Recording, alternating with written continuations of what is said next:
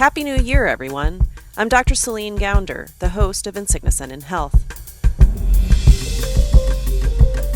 Since our last episode came out, there's been some big news. The federal budget passed in December includes $25 million for gun violence research. In the first episode of this season, we told the story of the Dickey Amendment. That's the law that, until now, has made it almost impossible for the CDC and NIH to study gun violence as a public health problem. If you want to keep hearing about the most pressing health stories of our time, please consider supporting our show. Go to glow.fm/insicknessandinhealth and become a member today. We're a 501c3 nonprofit organization, so your donation is tax deductible. That's glow.fm/insicknessandinhealth. Thanks for listening. Now, here's the show.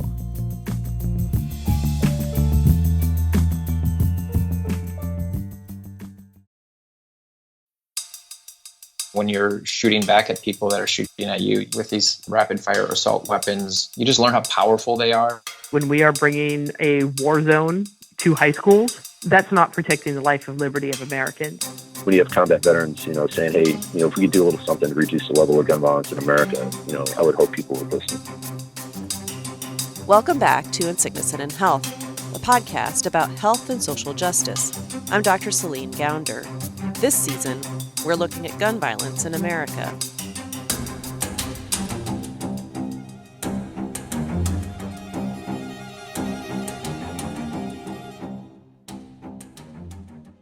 So for the record, I enlisted in the Marine Corps. My boot camp ship date was October 20th, 2008.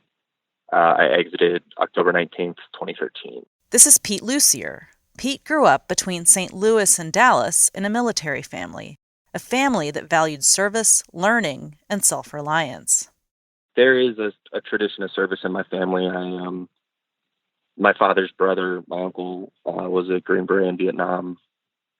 3 of my 4 grandparents served in World War II, including my grandmother on my father's side was a Women's Air Service pilot. Pete followed his brother into the Marine Corps right out of high school. He was idealistic and loved his country. Not necessarily stemming from the, Star Spangled Banner kind of patriotism and American flag T-shirts, but having a really deep connection to kind of holiness of place and a really love for the landscape and history of our country, and being idealistic and kind of wanting to see if the things that I believed about humanity and about morality and about the world could hold up at the sharp end of American foreign policy. Pete threw himself into the Marine lifestyle. He trained with guns, got in shape, studied counterinsurgency. But what he really wanted was a chance to prove himself in battle. You have to get shot at, you have to shoot back, you have to have firefights under your belt. That's what it means to be kind of confirmed in that sacrament and to be a full member of that tribe. Pete was a strong supporter of concealed carry. He had the training, had a pistol, and a concealed carry license. He was a good guy with a gun. And I thought, well, maybe I can be the one who makes a difference. I can be the guy who can save someone's life. It makes you feel empowered and safe. It did for me. I don't want to talk about anybody else's experiences, but it made me feel elevated that, I have this grave responsibility of not just serving on the front lines as a Marine, but as a civilian, I can go out there and be a guardian and a protector as well. After 3 years, Pete finally got the combat deployment he wanted so badly. So there I am. So this is it. This is the moment where I finally have the opportunity to kind of prove myself and do that. But when Pete experienced war, a lot changed. He remembers one moment in Iraq. I had the staff sergeant yelling in my ear to shoot this guy. And I hesitated for that moment.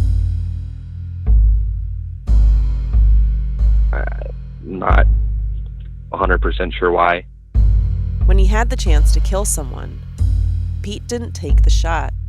I'd like to say that I wasn't sure and I wanted to be making good choices, but the truth is, too, I might just be too cowardly to do it. And the next time that guy appears, he's shielding this woman and child with his body. It was his wife and his son, and he's just trying to get out of the way of these A-10 gun runs that were calling in. And his ideas about good guys with guns changed too. I think what changed for me, part of it at least, was my deployment to Afghanistan.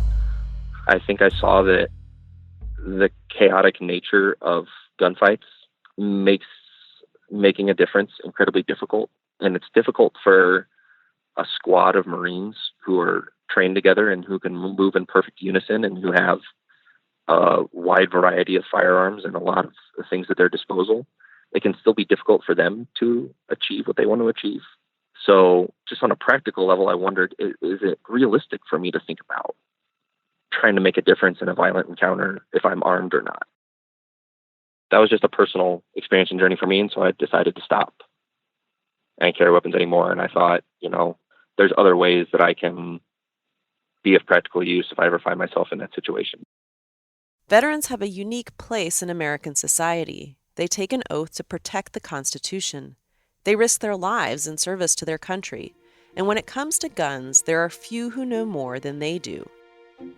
In this episode, we'll hear from veterans like Pete, whose opinions about guns were shaped by their military service, and how they're using their voices in support of gun reform. Pete Lucier. I'm a Marine Corps veteran. My name is Joe Plenzler. I'm a retired Marine Corps Lieutenant Colonel and a combat veteran of the wars in Iraq and Afghanistan. Kiernan. I'm a former Marine. Kyleanne Hunter. I have had multiple combat deployments in both Iraq and Afghanistan. My name is Kyle Hausman-Stokes. I'm a combat veteran of Iraq. We'll hear why they joined the military and why they see their advocacy for gun violence prevention back home as a continuation of their service overseas. This week on In Sickness and in Health, veterans and gun reform. This is a little bit funny. I joined the military because I didn't really trust my government. This is Joe Plenzler. As a young man, Joe was really interested in the founding fathers, especially James Madison. Madison worried about how an army could be used against the very people it was supposed to protect. I sat down one day and I really thought about it. I said, if I really believe these things, then I probably ought to join the military because, the military needs clear-thinking people to serve so that, when orders are given and policy is put into action, then, we can have people with, good morals and values and clear-thinking heads to direct the application of military force. Joe grew up hunting with family where he grew up in Ohio. How were guns stored in your home? Do you remember growing up? Yeah, actually poorly. My dad had them in the basement, and we were taught not to touch them if he wasn't around. And but when I look back on it, we could have done a much better job when I was a kid. I mean, they were just kind of kept down in the basement, and the ammunition was kind of kept up on a tall shelf. But when Joe joined the Marines, he had a very different experience with safe gun storage and gun safety. The first thing you hear coming out of a firearms instructor's mouth in the Marine Corps is safety is paramount. We go through, a full week of training before we even allow our Marines to, put live ammunition in there. Joe says there's a lot of misconceptions about how guns are handled and stored in the military. There's a set protocol. Like the weapons are unloaded till you get to the range. You don't load them up until you get on the firing line. Once you complete that round of fire, you unload and show clear, and then before you leave the range, somebody checks through to make sure that you don't have a hot weapon or that you don't have any ammunition on you as you're going back to the barracks. Once you get back there, you clear them and you clean them, and then you store them in a locked armory typically. I don't see the same level of diligence when I go out to civilian ranges. It's disappointing. But while Joe had a strict safety culture in the Marines, it took him a while to come around to safe storage with his own guns at home. To be honest with you, in my adult life, it was not till 2006 that my wife was like, hey, you need to get a gun safe. And I kind of pushed back on her a little bit. And she's a Marine Corps veteran as well. And she's like, no, seriously. She's like, you think about what would happen if somebody stole those. How would you feel? And I was like, that's all she needed to say. And I called and got a gun safe the next day. Joe's wife also convinced him not to get an AR-15. It came down to having a defensive or offensive weapon. Joe thinks pistols and shotguns make better defensive weapons, especially when you're defending your home. Gun owners will go into all sorts of esoteric conversations about this, but the bottom line is in close quarters, the typical scenario, there's a home invasion or there's somebody banging on your front door at 2 a.m. when you're disoriented, it's dark, and the situation is unclear. Typically, a 12-gauge shotgun is about the best weapon that you can have in that situation. Compare that with an AR-15, the civilian version of the M16 many Marines train on. The assault rifle with a 30-round magazine, with high velocity bullets in a really tight environment that's your home. I mean, it's just a ridiculous thing. I mean, a ridiculous proposition in my estimation. And the bullets used in a rifle like an AR-15, they're made for something more than home defense. When you look at the .223 round or the 5.56 round that's associated with the AR-15 or the M16, I mean, those are high velocity rounds that are designed to hit, tumble, spin, and cause pretty grievous wounds through cavitation. The next veteran we'll hear from, Stephen Kiernan, can attest to that. All right. I'm Stephen Kiernan. I'm a former Marine. I served from 2005 to 2010. Growing up, Stephen didn't have guns in the house, but he was always interested in them. I'd always had like a fascination with them. As this kid, they were cool.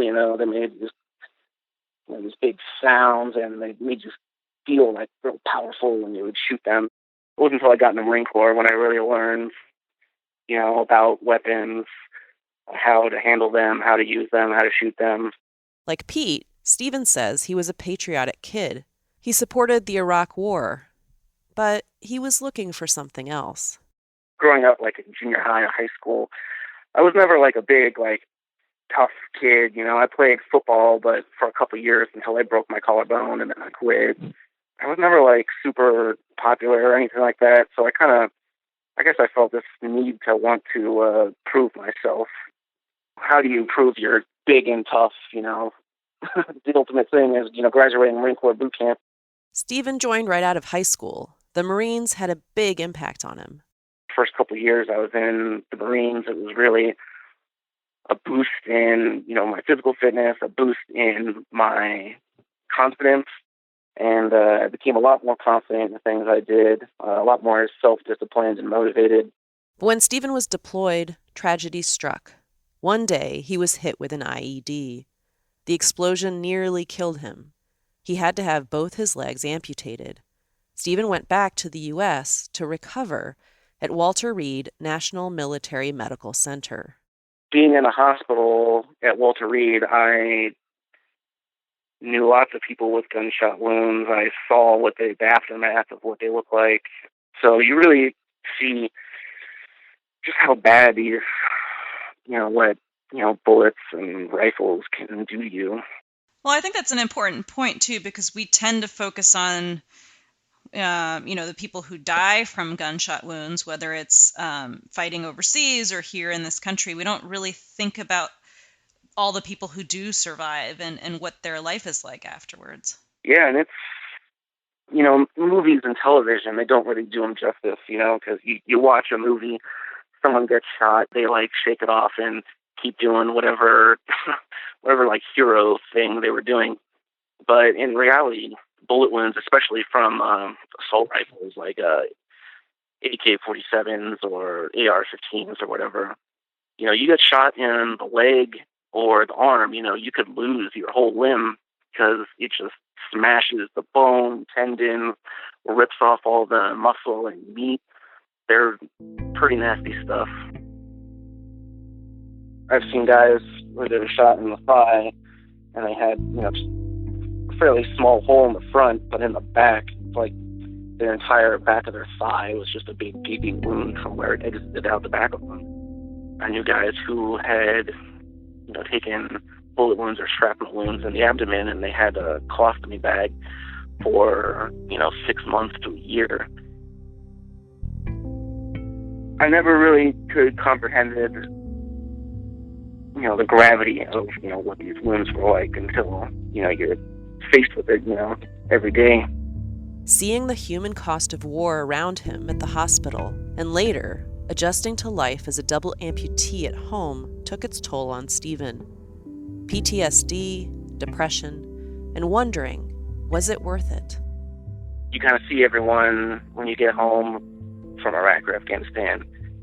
And it's a big deal to you, but it's not a big deal to anyone else. Like, no one seems to be aware of what's going on. And eventually myself, kind of began to feel the same way, where I was apathetic about pretty much anything. You know, it's kind of this mix of apathy and trauma. A mass shooting in Las Vegas in 2017 killed 59 people and injured another 869. It made Stephen feel even more hopeless. A friend of mine was in Las Vegas when that massacre happened. I was trying to contact him. I couldn't get a hold of him. Finally, Stephen heard back from his friend. He was okay. He was one of my Marines, and he was wounded with me in Iraq. And just to think, he survives that, just to, almost get gunned down by some dude with fully automatic assault rifles back home that's just insane to me. And how willingly, we are to just accept that as normal in our own country I just find that particularly appalling. But when the Parkland shooting happened in 2018, Stephen's apathy and frustration shifted into advocacy. Stephen attended the March for Our Lives in Washington, D.C. to support gun reform.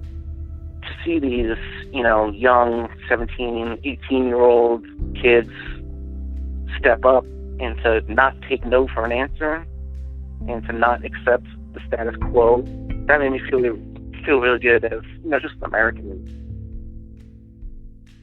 Their motivation to want to come out and make change and get people out to vote and actually do something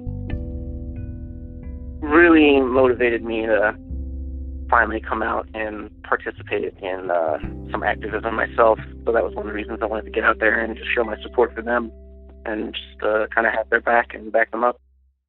Stephen wasn't the only veteran to speak out for the Parkland survivors. Pete Lucier and Joe Plenzler wrote an op-ed that ran in the Washington Post in support of the students. The other author of that op-ed was a decorated combat helicopter pilot in Iraq and Afghanistan, Kyleanne Hunter. I ended up being a Cobra pilot. I flew the AH-1 Whiskey Super Cobra attack helicopter, so guns and rockets and missiles. One of the main points of the op-ed was to amplify the voices of the Parkland students. If you're old enough to get killed in school, you should be listened to about it. I mean, they're the ones who are getting affected by this the most. On the other side, of that is that we want to offer a place of solace for them. We know what it's like to lose friends.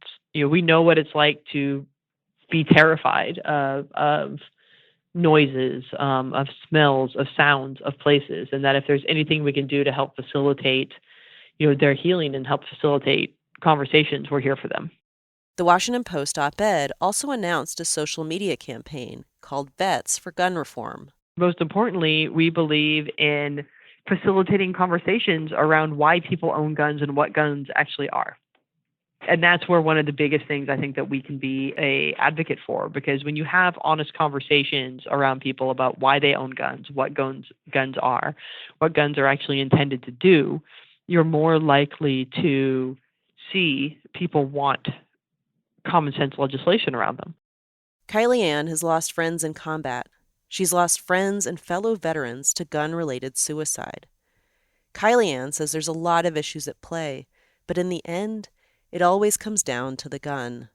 Access to guns is what was the result, of friends of mine burying their 3-year-old child. Because, he was a off-duty police officer. He just had his gun in his center console of the car. 2 kids were left in the car while he ran inside to grab pizza. And of course, they're going to be curious and they play.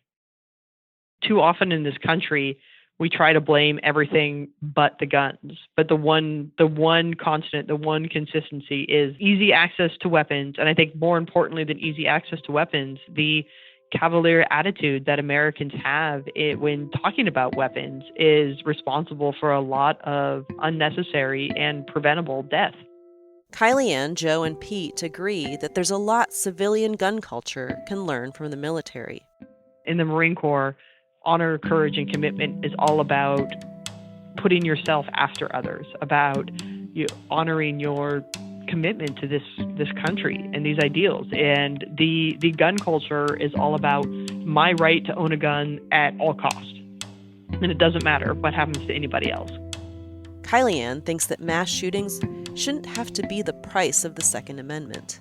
I refuse to think that that's an American value that I fought for, that myself and so many of my sisters and brothers in arms sacrificed for, to say, maybe we just kids just have to die. Joe Plenzler agrees. True freedom is not being able to walk around everywhere you go with a loaded weapon, right? True freedom is being able to walk around everywhere you go in public without needing one. And both Kyle and I have been to places and countries that literally are coming apart at the seams, where you did need, to carry loaded weapons with you everywhere you went for your own, physical safety. I tell you, it's a real unpleasant experience to live for a long period of time in a place like that. And so, it's a joy to come back to the United States, where, in most places you don't feel compelled to carry a gun with you when you go out in public. I mean, that's a gift, and that's something that we should strive to retain within the United States. After the Parkland shooting, Vets for Gun Reform put out a public message from veterans calling for change. My name is Kyle Hausman Stokes. I'm a filmmaker based in Los Angeles. I'm a combat veteran of Iraq. I was in the Army for 5 years. I served in the infantry. Kyle's PSA showed veterans from every branch of the military calling for gun violence prevention. The PSA opens with a veteran standing in a movie set version of an Iraqi village. I served in the U.S. Army. I served in the Navy, Air Force, Marine Corps. When he put a call out for volunteers, the response was overwhelming. It was crazy. I think we had over 2,000 submissions to be a part of this thing in just 48 hours. That was just in LA. My service weapon was an M16. It's basically the same. You know what? It is the same as the AR-15. Same weapon that's killed hundreds of people in the deadliest mass shootings in America. I know the power of this weapon firsthand. Firsthand. And there is no reason why anyone other than military and law enforcement should have an assault weapon like this. The way that we ended the PSA was by each of the veterans kind of what we call sounding off. They would say, my name is Staff Sergeant Hausman. Corporal Henderson. Staff Sergeant Stacy. Corporal De Jesus. Specialist Delk. Captain Bernier. Senior Airman Rice. Specialist Parker. Petty Officer Williams. My name is Sergeant Bell. And I support the ban on military-style assault rifles and safer gun laws in this country.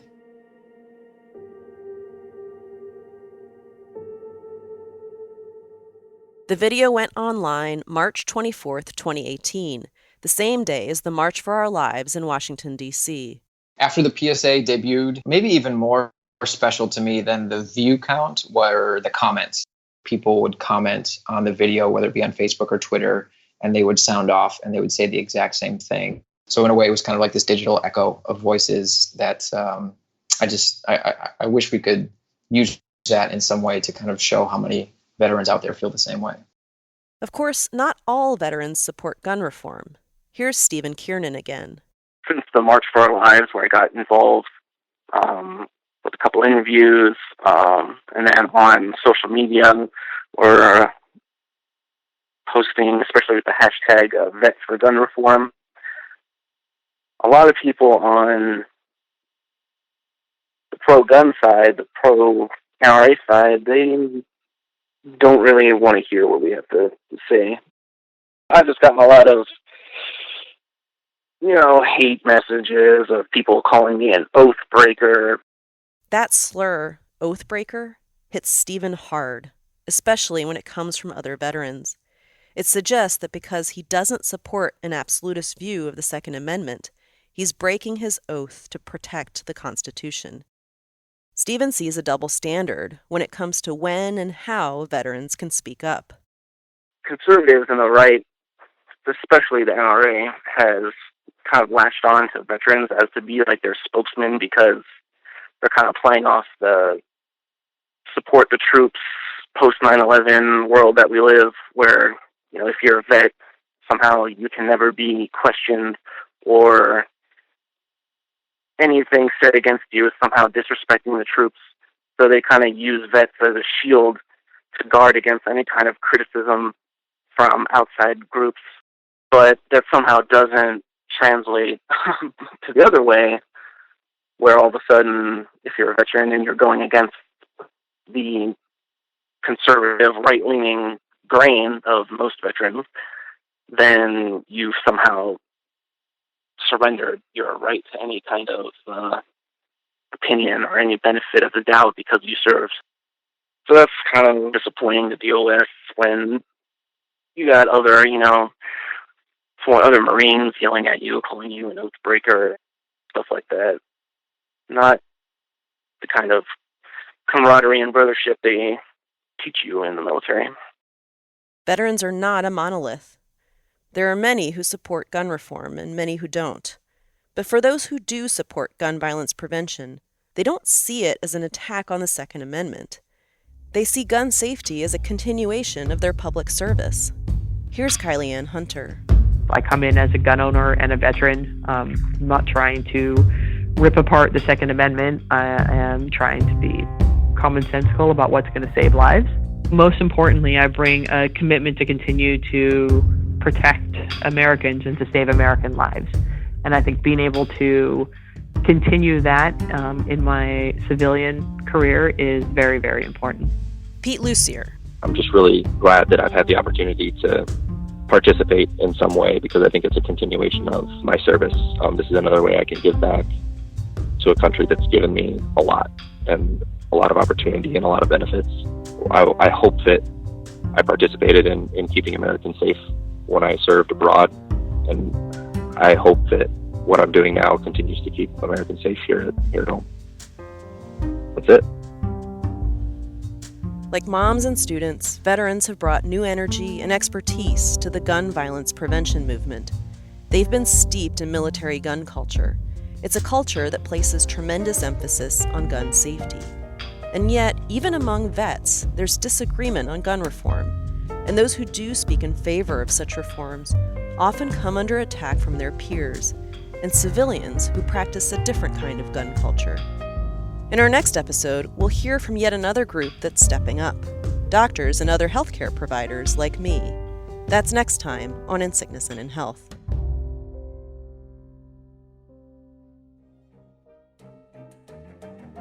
In Sickness and in Health is brought to you by Just Human Productions. Today's episode was produced by Zach Dyer and me. Our theme music is by Alan Best. Additional music by the Blue Dot Sessions. If you enjoy the show, please tell a friend about it today. And if you haven't already done so, leave us a review on Apple Podcasts. It helps more people find out about the show. You can learn more about this podcast, how to engage with us on social media, and how to become a member and support the podcast at insicknessandinhealthpodcast.com. That's insicknessandinhealthpodcast.com. I'm Dr. Céline Gounder. This is In Sickness and in Health.